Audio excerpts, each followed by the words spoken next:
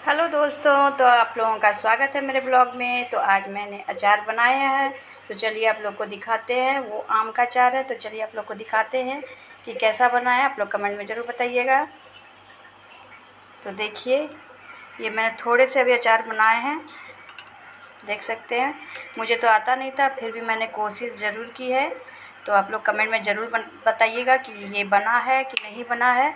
और अभी 2-3 दिन और धूप लगेगा तो और बढ़िया सा स्वाद इसमें आ जाएगा। तो मुझे तो आता नहीं था, लेकिन मैंने कोशिश की है।